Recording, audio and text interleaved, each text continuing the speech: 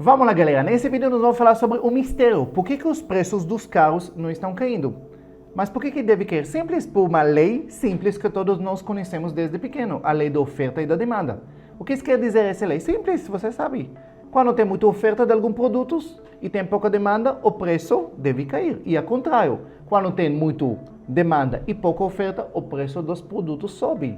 Isso sempre foi assim, mas não está acontecendo agora. Nós estamos vendo que as montadoras têm muita oferta, tem pouca demanda e mesmo assim os preços não estão caindo. Isso é que eu vou explicar nesse vídeo. Então, só para vocês verem, Volkswagen, o General Motors, Hyundai, Mercedes, todos eles precisavam interromper as operações nas montadoras e dar até férias coletivas para os funcionários, porque simplesmente eles estão vendendo cada vez menos carros. E mesmo assim, o preço continua nas alturas. Só para você ver quanto foi essa queda, segundo dados de FenaBrave, que é a Federação Nacional de Distribuição de Veículos Automotores, no ano 2023 já iniciou com queda brusca nas vendas. Em janeiro, houve uma queda de 34% no emplacamento de automóveis, veículos comerciais, leves, caminhões e ônibus, em comparação dezembro de 2022. E em fevereiro continua a queda de mais 9% em relação ao janeiro. Então, por que a primeira coisa vamos entender? Por que as pessoas estão comprando cada vez menos carros? Acho que muitos de vocês já sabem, mas vamos falar os três motivos principais. Primeira coisa, as pessoas têm menos dinheiro. Você pensa comigo, o poder de compra dos consumidores, ele está correndo. Inflação alta, os preços de tudo estão subindo, os salários normalmente não acompanham essa subida, quer dizer que as pessoas têm cada vez menos dinheiro para gastar. Então, eles têm que escolher onde eles vão gastar o dinheiro deles. Primeiro motivo. Segundo motivo, com taxa elevada dos juros, estamos falando agora, nós estamos com taxa Selic de 13,75. Quando a taxa Selic é alta, todos os juros no mercado também são altos. Obviamente, também taxa de financiamento de carros, certo? Então, o que acontece? Quando a taxa de financiamento de carro é alta, isso impacta em duas coisas. Primeira coisa, obviamente, a parcela para quem quer financiar, ela é extremamente cara, obviamente, certo? Então, se um financiamento, seu juros é 1,5% é uma coisa, seu juros é 2% é outra coisa, seu juros é 3% ao mês é outro. Então, a parcela fica cada vez mais elevada, menos pessoas podem comprar. Primeira coisa. Segunda coisa, também os bancos, obviamente, quanto mais alta a parcela, o banco aprova para menos pessoas. Simplesmente isso. A terceira coisa que é ligada também na segunda, que como simplesmente a taxa é extremamente alta, além do consumidor não quer financiar, os bancos também não querem dar. Primeiro, como eu falei para vocês, que muitas pessoas, a renda deles já fica no limite para o financiamento, especialmente se eles têm outros empréstimos e outro financiamento que eles já fizeram. E a segunda coisa, quando a taxa de juros é muito alta, isso eleva o nível de inadimplência. Estamos agora reportando que os bancos que eles estão no nível recorde de inadimplência. Estamos falando de 5,5 até 6 pontos de inadimplência. Um dos mais altos dos últimos, desde 2013, se eu não estou engano. Então, para vocês verem que realmente a inadimplência está muito alta. Então, isso faz o quê? Os bancos pensam duas vezes antes que eles aprovam a ficha de alguém.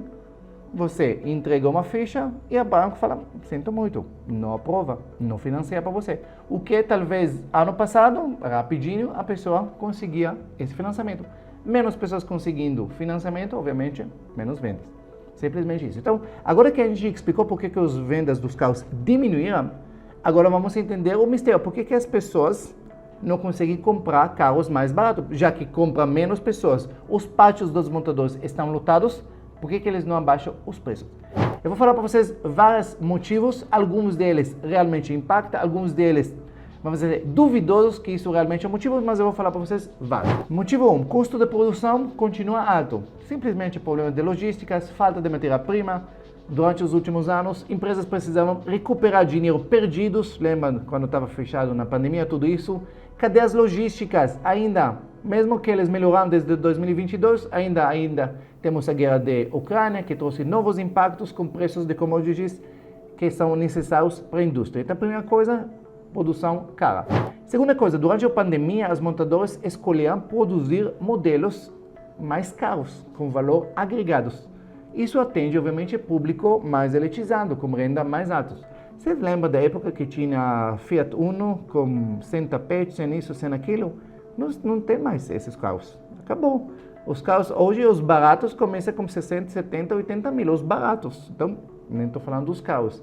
Por quê? Porque tiraram simplesmente todos esses modelos. Terceira coisa, obviamente, tributos por veículos nacionais variam de 30% a 48%. Importados nem falo que sobe de 60%, mas dos nacionais, são tributos extremamente altos. Isso deixa para os montadores margem de lucro apertada, obviamente, mesmo que os montadores no Brasil ganhem muito mais do que qualquer montador lá fora, mesmo assim, ele deixa para eles margem menor, ok? Para mexer muito no preço. Próximo motivo, as montadoras simplesmente não querem abaixar os preços, mesmo não vendendo. O que eles fazem? O pátio está cheio de carros, em vez de tentar fazer ofertas para vender mais barato, para esvaziar, para poder produzir mais, eles falam, não precisa disso, eu simplesmente paro de produzir. Eu mando os funcionários para feiras coletivas, paro de produzir, mesmo com vendas menos aceleradas, mais devagar, os poucos vão vender os que estão no pátio, e aí quando vai precisar, eu volto a produzir mais. Simplesmente a política deles, a estratégia deles. Outra coisa, no Brasil temos pouca concorrência. Mesmo que nós temos várias grandes montadoras, nós não temos montadoras pequenas, médio portes. E talvez nesses momentos, simplesmente essa concorrência com os pequenos, que ia querer conquistar mercado, que ia fazer promoções, baixar tudo isso, e aí, obviamente, ia mexer nos grandes, que talvez seriam obrigados a mexer nos preços deles. Como não tem isso, os grandes controlam os mercados, mais ou menos já está dividido entre eles. No momento que um sai para feiras, outro já faz, e aí, tranquilo, é quase um monopólio oculto. Por que isso? Porque é muito difícil. No Brasil está cheio de regulamentações, cheio de coisas, de aprovações, tá? Que precisa para ser uma montadora no Brasil. Poucas pessoas, poucos montadores pequenos conseguem aguentar tudo isso. Então, ficou o mercado na mão dos grandes, simplesmente isso.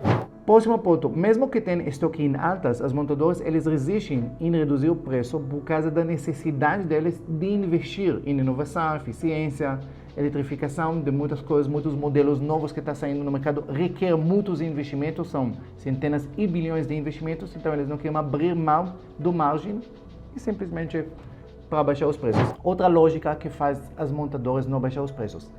Para que eu vou baixar os preços? Para vender mais carros, para precisar produzir mais, para ter todo o trabalho, toda a logística, se eu posso vender menos carros com margem maior, ganhando praticamente a mesma coisa.